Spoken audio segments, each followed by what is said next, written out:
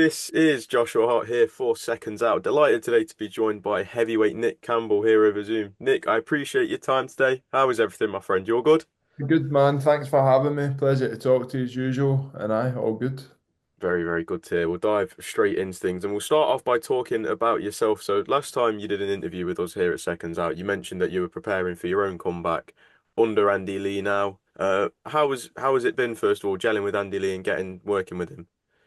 Yeah, listen, whenever I go over and work with Andy, George, and Joe, I feel that I'm working with one of the best teams in the world. So I'm blessed in that sense. I'm learning so much, getting to experience a world-class environment. So it's always a pleasure. It's always great to be in there and work, learn, shut up and listen, to be honest with you. So I know it's always good.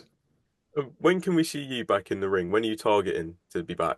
you know, I don't actually have a date. I've been working on trying to get a fight and stuff like that, but proving a little bit difficult at the moment. But listen, as soon as I can get something, locked in and get a fight date, then hopefully you'll be able to see me back in the ring. How frustrating is it not being able to get a date, especially when we know that you're in the gym and you're staying ready, but you just can't seem to get over that final line of getting the date? How frustrating is that? Very, but for most of the people watching this who know boxing, they know what it can be like. So it's just one of those things you literally need to roll with the punches and aye, just kind of try and stay focused and be ready for whenever you get the right opportunity. Well, you mentioned obviously staying ready and staying focused. We know you do that. We've seen you spar some top class names, probably the best names in the heavyweight division. I think you've probably got experience with all of them. A big fight coming up that your man Andy Lee is involved in, Usyk versus Fury 2, back at the back end of December. What do you believe that Tyson Fury needs to change heading into this rematch? Do you know, I don't really feel like he needs to change much. I just feel like he kind of, maybe if you listen to a couple of the interviews he's done, he maybe got a little bit complacent in the mid rounds because he was having so much success early on. And he just maybe allowed Usyk to, creep back into the fight. And that, proved to be his undoing. I think especially that was at the ninth round that he caught him with the big overhand left. And that kind of changed the fight. So, or not changed the fight, but it swung the momentum massively in Usyk's favour. So, the only thing I would say that Tyson can possibly change for the fight in December is to stay switched on and completely focused for the full 12 rounds. And I'm not saying that he wasn't switched on for the full 12 rounds, but it's just a slightly different mindset when you're in with the other best heavyweight in the world. So I think that's the key to the rematch for Tyson is to keep, whatever's working for him, keep doing it and not allow Usyk to gain any momentum and creep back into the fight or get any success that kind of upsets Tyson's rhythm. One thing that we know since Tyson came out, obviously on the day of the press conference, he did loads of media, and he said that, or it was either him or one of the team said that he wasn't sparring as much in the build up to the second date that they had in May due to the cut that was sustained in the first camp. How big of an impact do you believe that could have had on his performance in not sparring as much? Yeah, I think listen, Tyson's been boxing a long time since he was a child, really. So I think the energy systems that he needs for boxing, the fitness levels are all there, but maybe it's just getting the extra rounds under his belt to give him the confidence that he can maintain that focus level that I spoke about for the full 12 rounds. And that could have been decisive, even if it's a subconscious thing, you've not done the rounds that you would normally do going into a world championship fight, that could maybe had just caused them to have that little lapse in concentration that allowed Usyk to get through. But having said that as well, Usyk's world class. Usyk's one of the best fighters of the generation. No matter who wins the rematch, whether Tyson beats him or Usyk wins again, then he probably is the greatest of the generation. But if Tyson beats him, he's still one of the best of all time, in my opinion. Mm. One of the only guys to ever, I think he is the only guy to ever cruiserweight and heavyweight undisputed. So you're operating at that level where literally half a percentage, 1% can change a fight. So, aye, it's just it's fine margins at these levels. Mhm. If Tyson is to come up short in the rematch, do you believe that the fight with Anthony Joshua will still be there and still have that same demand from the public audience who want to see that fight?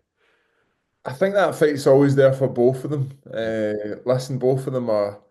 they've changed the landscape of heavyweight boxing. If it weren't for Anthony Joshua coming along 2012, 12 years ago, heavyweight boxing wouldn't be what it is now, selling out 90,000 seater, arenas, stadiums, making, heavyweight boxing the kind of flagship division again. So I think that fight's always there for both of them. And if you think about it as well, like I think Eddie Hearn's making a smart move with Joshua, not putting him out before this fight, Mm, because realistically, if Josh has the rematch with Dubois and loses, then it's dead in the water. Nobody's going to want it. Like as much as I'm saying it's always there, it, it probably isn't, to be honest with you.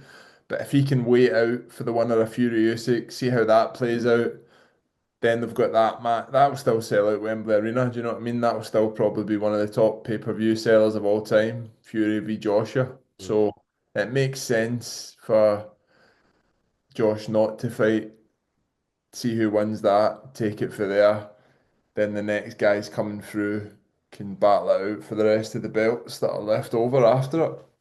You say that it makes sense for Anthony Joshua to not take this rematch with Daniel Dubois. Do you feel that the pressure was more on him because if Fury had lost to Usyk, that would only be a second loss of his career, and there's no shame in losing to someone like Usyk. Whereas for AJ, it would have been a fifth career loss, and if it was to go the same way as the first fight, it would have. Do you believe it would have really lost that glamour that it has right now? Yeah, probably. Listen, Daniel Dubois is a world-class fighter as well. Strong man and destructive power. Do you know what I mean? I think yeah, it probably it's a real difficult one to answer. See, when the Mm, best fight the best, somebody's got to win and somebody's got to lose. Do you know what I mean? And there's no, that's one of the things that annoys me with boxing is people put a lot of emphasis on he's lost this many times, he's lost that mm. many times. Muhammad Ali, who's considered the greatest of all time by a lot of people, lost 5 fights. So it's aye, it doesn't really matter. Like it's just it is what it is. When the best fight the best, somebody wins, somebody loses. Having said that, like I said, the generation we live in now, a lot of people put a lot of emphasis on the wins and losses and that kind of thing. So I do think that it's important for Josh to wait, see how that plays out, and then look to take on, whether Tyson wins or loses. I think that's the fight for him next, and that's the fight for Tyson. And it's a great send off, fighting in front of 90, 100,000, however many it is for world titles or not world titles. It's still a massive fight. You mentioned obviously this generation of boxing that we're in now, where there's so much emphasis on wins and losses and undefeated records. Is that a big frustration, especially for fighters like yourself? That pressure from the public to stay undefeated, and as soon as you lose one fight, when we look at the build up to that Joshua versus Dubois, the build up was this is Joshua's time. He's in career best form, and then he loses one fight to a destructive puncher like Dubois, and all of a sudden it's completely flipped, and it's now he needs to retire, he needs to get himself out of this sport. Do you know what, as well? I think what people forget about heavyweight boxing is that it doesn't matter how good your chin is, it doesn't matter how durable you are, you could be the toughest man on the planet. If somebody lands a clean shot on your chin at 18, 19, 20 stone, and you're talking about athletes, you're not just talking about a big guy, you're talking about guys who are at the peak of their physical conditioning. Mm. You land at that weight, it doesn't matter how tough you are, how good your chin is, your lights are gonna. Do you know what I mean? Like, Yeah, yeah. how many times have you seen it before? It doesn't matter how tough you are. Somebody lands clean, it's good night. And I think that's, aye, people need to remember that when they're talking about heavyweight boxing, is you could be winning a fight for 12 rounds, and you'll switch off for 1 second, and that's that game over. So don't put too much emphasis on the wins and losses. Let's just see how it all plays out.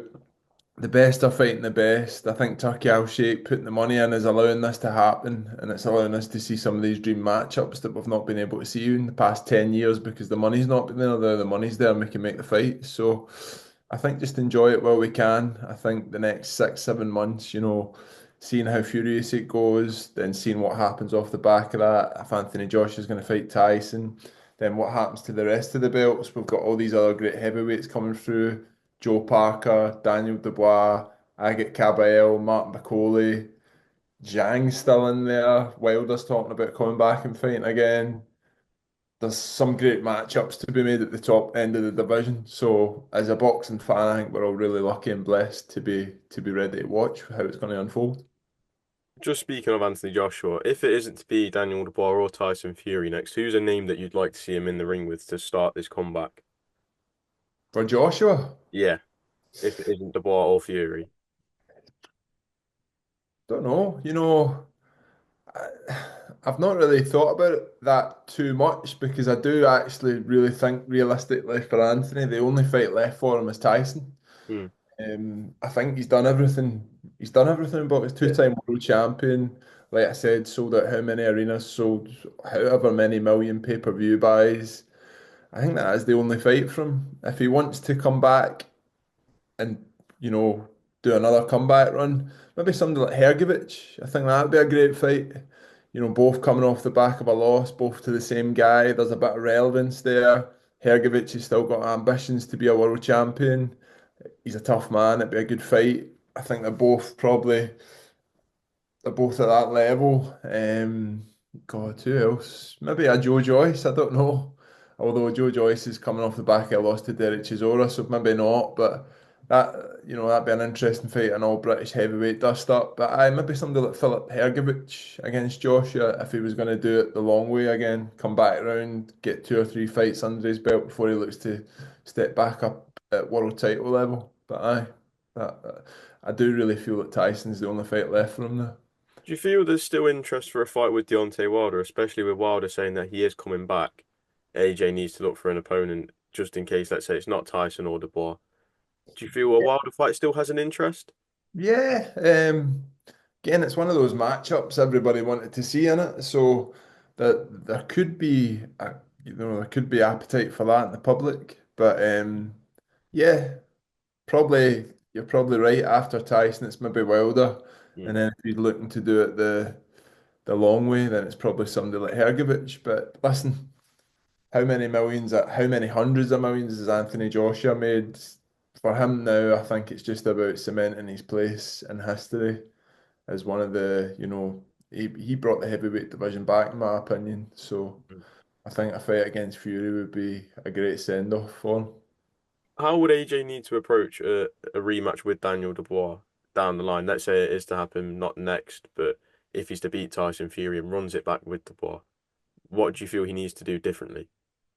Um, it's very easy for me to say what I think he should do differently. Doing it's a different thing. I've sparred Daniel, so I can assure you that the guy can hit. He's fit. He's fit as anybody that I've been in with. And he's a determined individual at the moment, and he's on a hell of a run. But no, if he was gonna change it up, I would say he needs to try and put the pressure on Daniel, make him box in the back foot. I don't mean go in there and try and steamroll him, but educated pressure and educated jab and plenty of movement, upset his rhythm, not allow him to get set, and not allow him to come forward would be how I would approach it if I was him. But listen, he nearly actually you seen when he get stopped, he actually hurt Daniel with the right hand before he get caught. So like I said to you as well, the fight can be going one way and all it takes is one punch and AJ's got, tremendous power. So who knows if they ever get back in the ring again, if it would go the same way or not. But if I was AJ, that's how I'd be approaching it. Educated pressure, trying to back him up, make him box on the back foot, educated use of the jab, and I try and get upset the rhythm of Dubois, get him to think, not get him to allow him to get in his rhythm and get where he's comfortable. Hmm. For Daniel Dubois, it does seem likely it's going to be Joseph Parker next, a man that you know very well. What could be something that Joseph Parker does that could be a major factor in overcoming Daniel Dubois? Do you know Joe's a very, very good friend of mine. Mm. And I've obviously been in camp with Daniel for these past two fights. I've been in camp with Joe a lot as well. So I know both men pretty well. I know Don Charles and all Daniel's team, they're great men. But I think Joe's obviously had a long break out the ring now since the Zhang fight.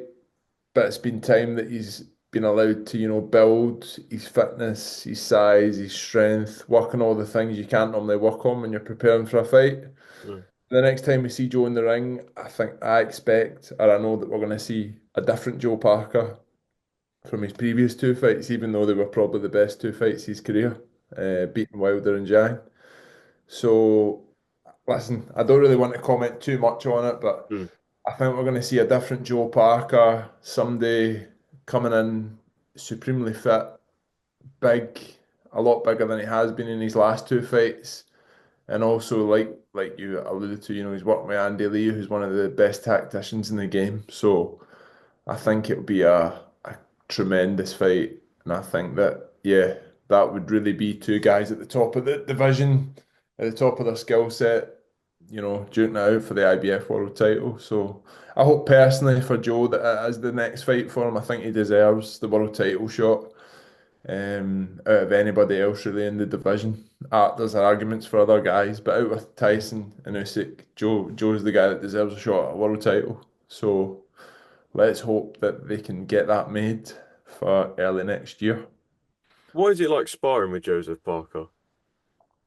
Yeah, it's good. Listen, I love it. When I first got into this, sport, I never imagined that I'd be sparring five of the top eight guys in the division. Do you know what I mean? World champions, soon to be world champions, world title challengers. So you need to pinch yourself sometimes. It's a great experience for me, but he's a tricky customer. He's very skillful. Very sharp, fast hands, and very educated. I think the Parker that we see now compared to the Parker that we've seen at the beginning of his career are two totally different fighters. And I do really feel that the work he's done with George Lockhart as well is kind of giving him the edge in these massive fights. So I'm super excited to see Joe back in the ring early next year. And yeah, tremendous fighter, lot of power, great IQ. So it's always a challenge to spar him. And just my last question, overall, out of everyone that you've sparred, who has given you that toughest spar? So not like overall, he always gives you tough rounds, but there's like that one spar in particular that was tougher than anything else. God, do you know what? Like everybody does something different. It's very hard to say. I'm going to be a wee bit diplomatic here, which you probably won't like, It's but fine. everybody does something a little bit different. Mm. Getting in with Tyson, he's so educated. His boxing IQ's unbelievable. He can change his style. You know, he's just an Mm. incredible fighter. Getting in with somebody like Martin Bakole, the pressure, the size, the movement, the shot selection's unbelievable.